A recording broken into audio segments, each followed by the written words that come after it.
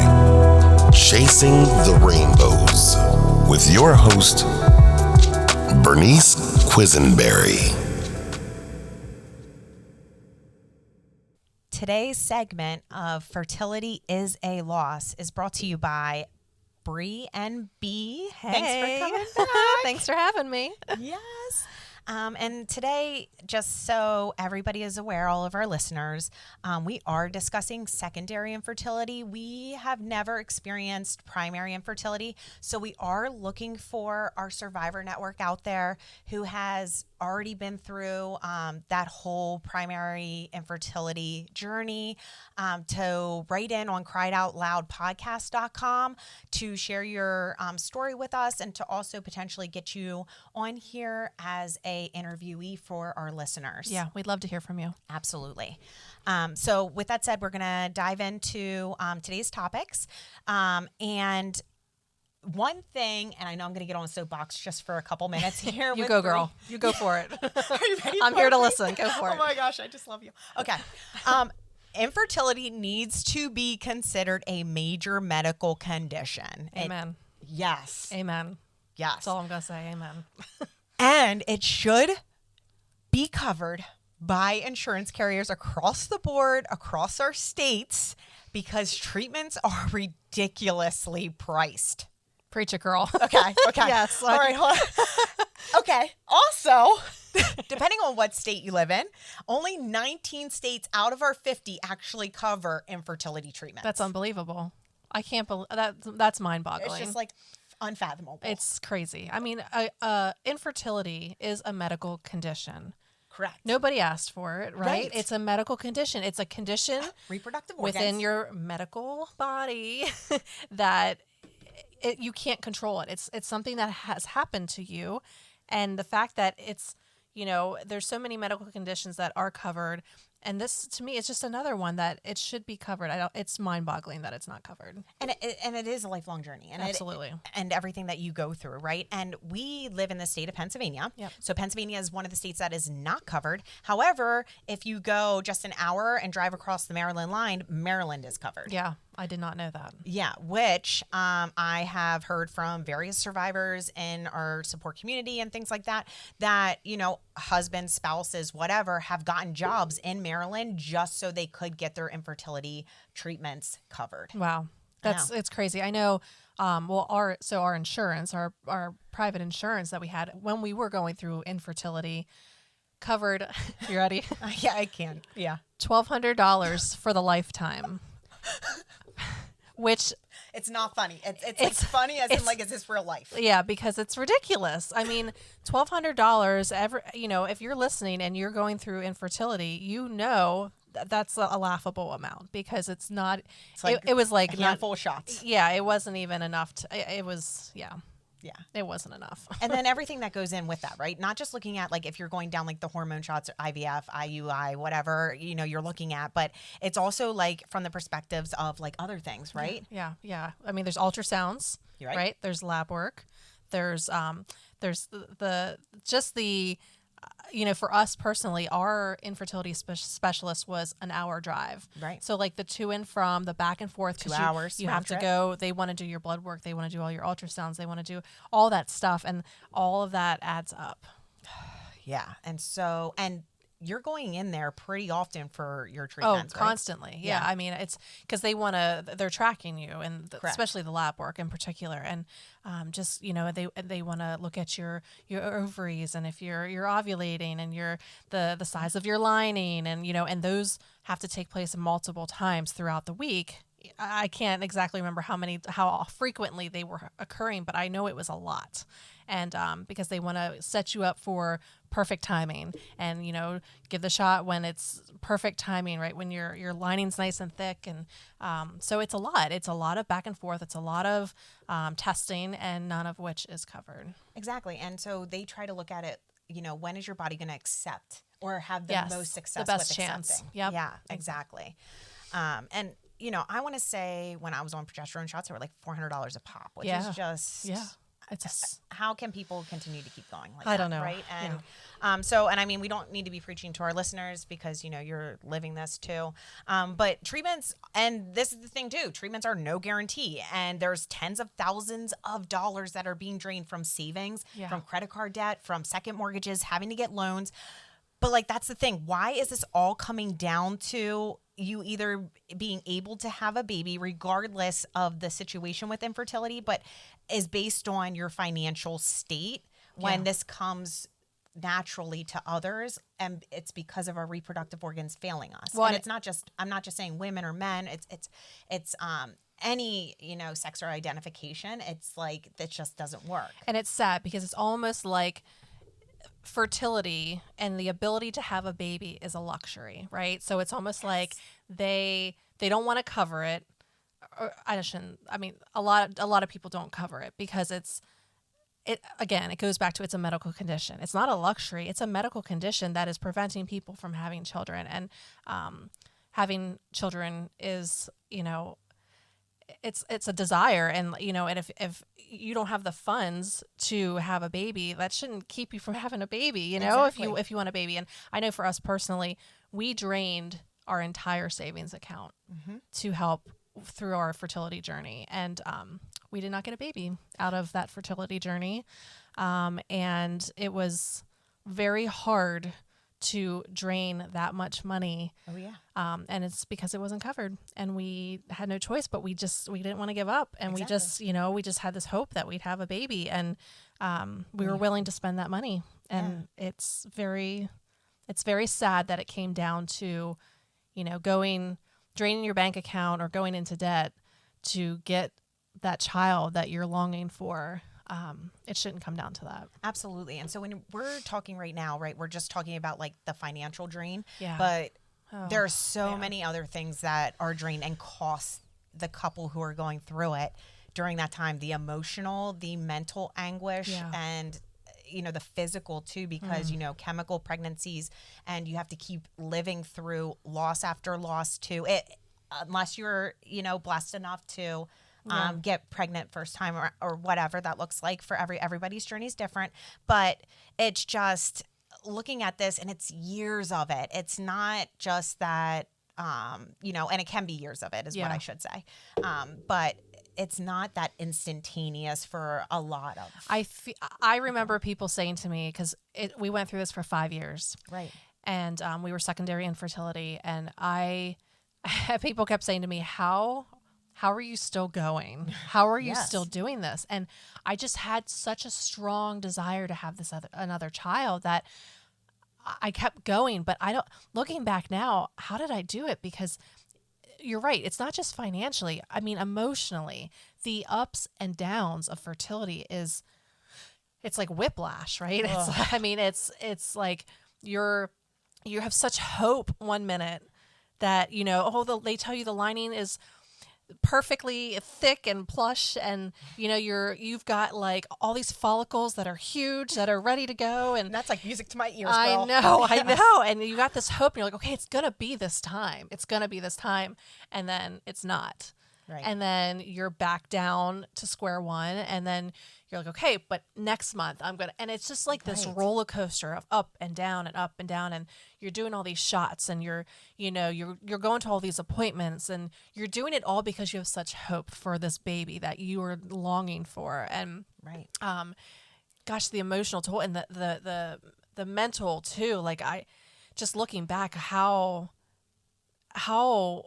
I just don't know how I went through it. I mean, and the effect it spent on my relationship with my husband. And, there's just so many aspects of this journey. And it's true. And I think boiling it down, and when we're looking at each of those, which we will be doing that, we are just tapping in surface level, with all of the different topics and different communities that we're servicing for survivors.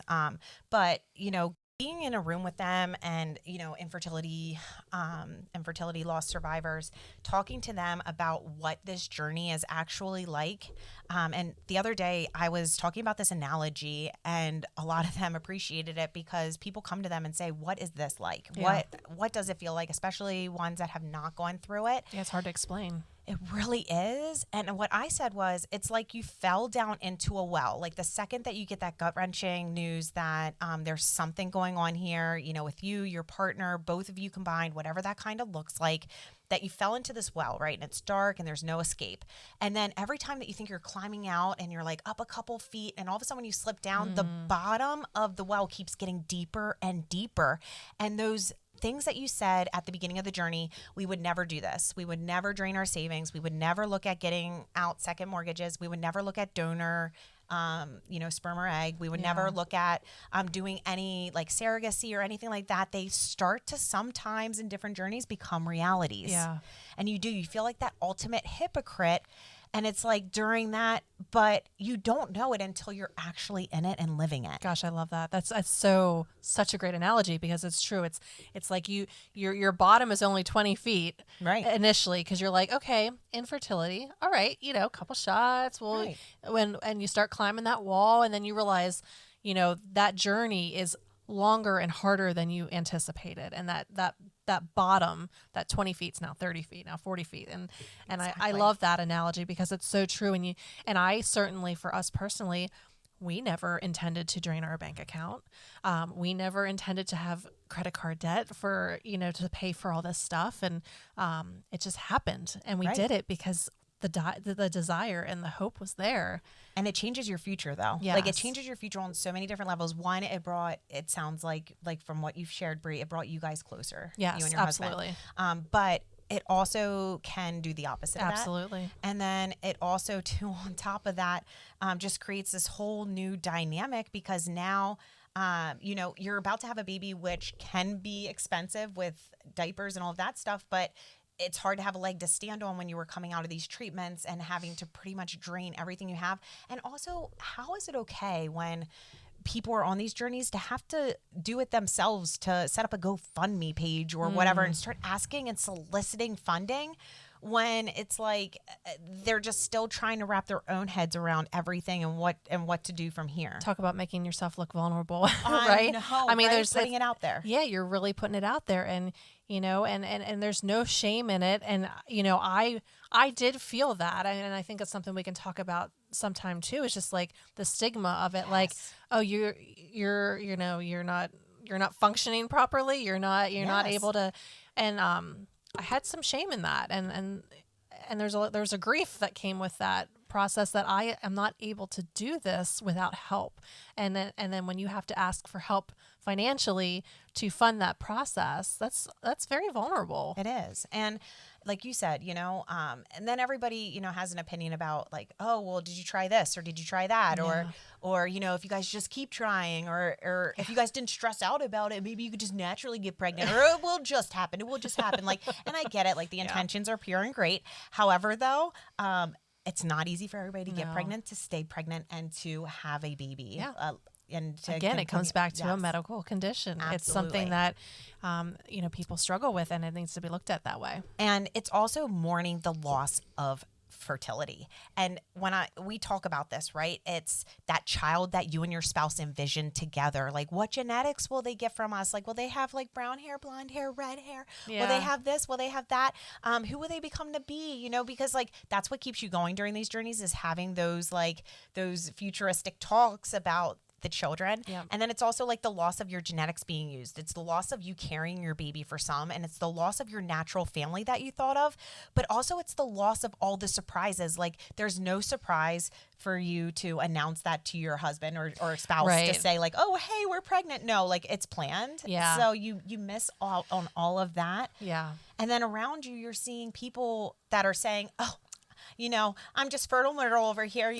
I just, He looks at me and I get pregnant. yes, like Yeah. fifth pregnancy, like going into natural labor and just like, delivering Right. so perfectly. And it's like, you just look at those people like, good for them. Yes. However, it's hard when you're walking through an infertility journey, because, there so many people are very lucky to have that experience. And, I did my first pregnancy. I was that person Right. who I had no issues getting pregnant. And, but when you're walking through and you're trying so hard and you're spending so much money and you're putting so much of you into the process, and your spouse too, and like, it's very frustrating, but it's I think it can also affect friendships and stuff too, because if people don't understand what it's like to go through infertility and, they make comments like that, which of course they're not trying to hurt you.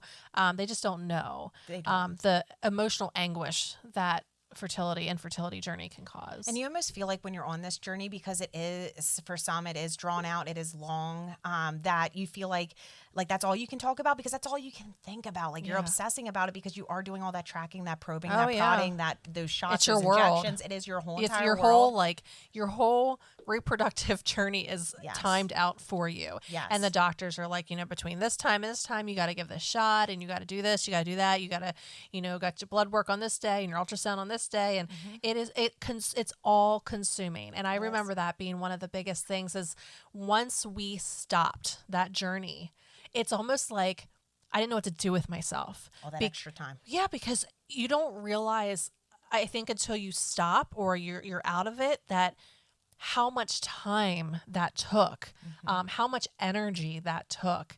And I just look back and I think to myself, how did I do that? And, people have asked us, are you going to have any more kids? And do you know what my answer is?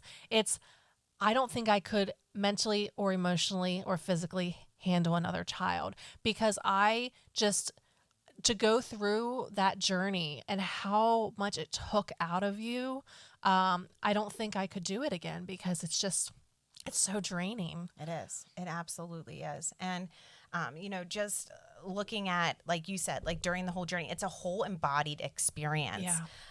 And, we need to stop saying to like something in society, it's interesting is like, once you have one normal pregnancy, it's just assumed that you're going to continue to go on and have more, or it's assumed that like we should just be lucky that we do have the one. Now, I'm not saying that we're not and that we're blessed. Right.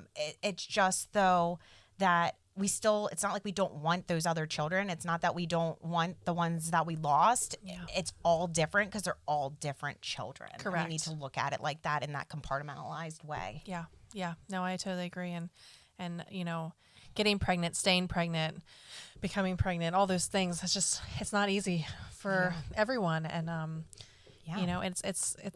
I think it's hard, and we have a list of do's and don'ts on our website of, what to say to people. And that includes people going through fertility treatments and stuff, because, it's a hard journey. And I think we need to recognize it as such. And the biggest thing that I think I've taken away from like now experiencing and now be on it is that I just try to be a safe space for someone to come in and talk about it. Yeah. And because like, I don't want to give out any advice that is just like, it's because I feel like I have the need to have to say something. Sure. Because I feel like, just to give them something, 'cause you're seeing them cry, you're seeing them emotional, you're seeing them on this journey. Like you want to try to give someone hope.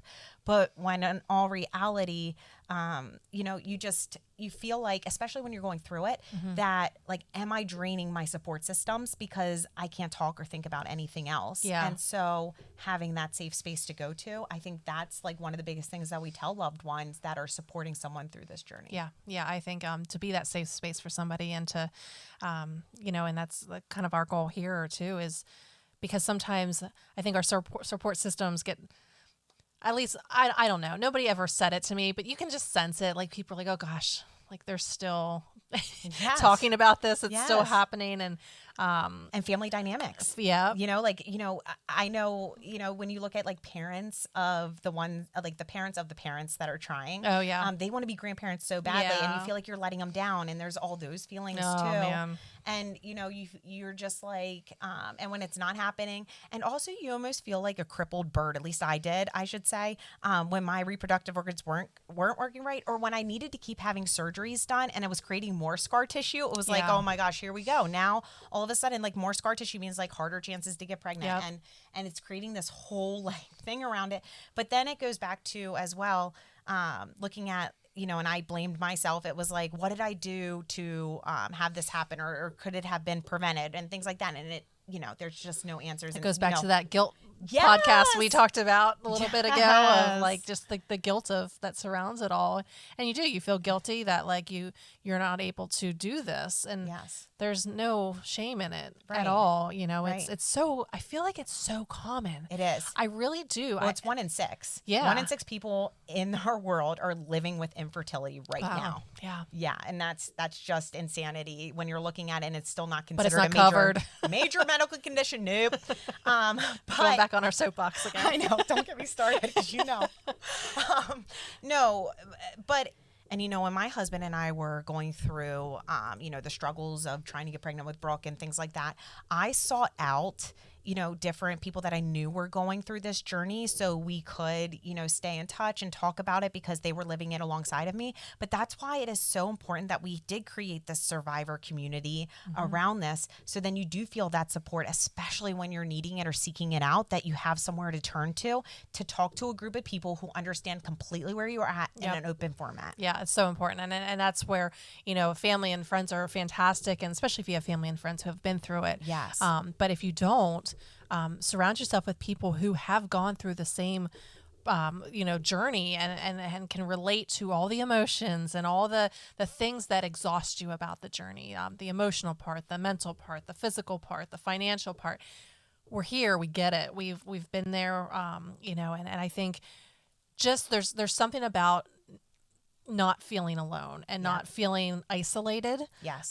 Because it's very easy to become isolated and to feel like you're the only one in the world who is going through this when in reality you're not. There's like you said, 1 in 6 who are experiencing this. And it's triggers. Like it's triggers going out in public. Like you're seeing people pregnant like left and right. Like you're seeing it all the time. It's almost like when you buy that red car and all of a sudden now you're seeing red cars everywhere, right? Yep. And so now all of a sudden like it's in your head and like you're going to see, and it's gonna like, it affected me. It affects you. You spoke about how it affects you, Bree. Yeah. And like sometimes it's even just seeing like a stroller at Target on sale, like they're displayed, or it's like things like that. Constant reminders, daily reminders, and that's the thing. The world doesn't stop turning, right? Because you're going through an infertility journey, and we're still on. We're at the same age of our friends, so like our friends are having babies. We're going to baby showers. We're seeing all these things. We're hearing all of their stories about it, and that's why we just need our survivor community behind us. I agree.